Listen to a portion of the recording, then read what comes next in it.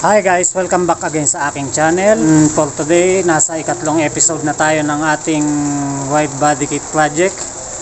So ang gagawin natin ngayon guys is babalutan natin to ng scotch tape, no? Para meron siyang yung fiber mesh na ilalagay natin guys is para magkaroon ng salo, ano? Yung hindi siya lulundo pag pinahiran natin siya ng chemical habang bumibigat siya. Kagaya nito, yung ginawa ko na yan.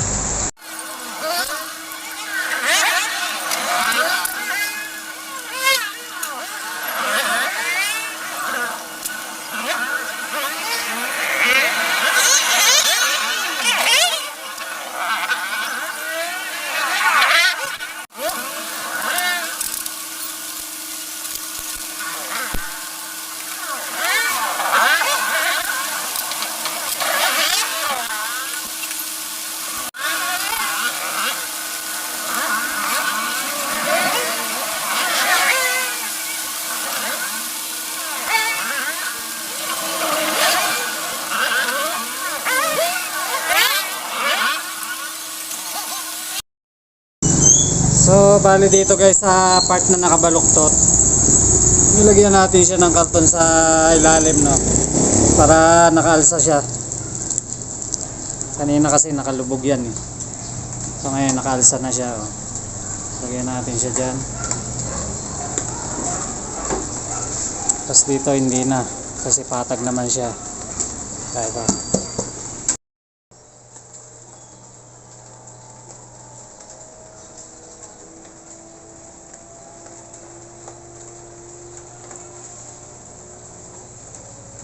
A few moments later. So ayan guys, natapos na natin ang ating left and right fender.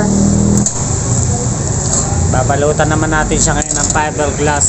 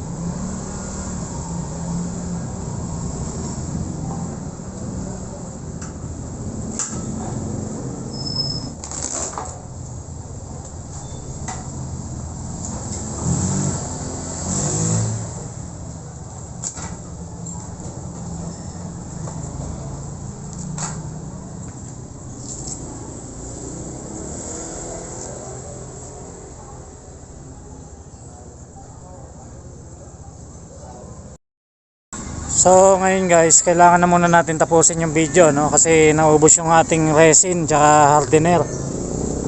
Bali hindi pa ito tapos, no? Meron pa kasi itong ganito dito guys. Lalagyan pa natin ng pagganon dito yan. Kung nakikita nyo, medyo pumasok siya, no? Malambot kasi siya, no? Kaya kailangan niya may tukod siya dito. So sa next video natin gagawin natin yun. Tapos mamasilyahan na natin. Tapos pipinturahan natin, no? Pansamantala ito na muna siya. So bali nasa 80% na tayo guys.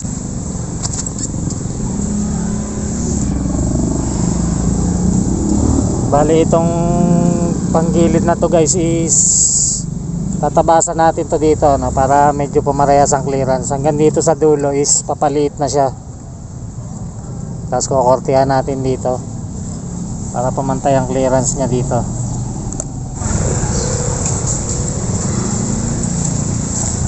Bali ito naman yung kanan na side guys. Bali itong fender niya dito is hindi naman pumasok na ganun, ano. Medyo okay ang tindig niya. Hindi ko alam kung bakit nagkaganon yung isa eh. So, lalagyan din natin ng tukod dyan papunta dito sa ilalim. Tapos ganun din yung clearance niya dito is ano na, dikit na sa gulong. Tatabasan din natin yan pag ganun.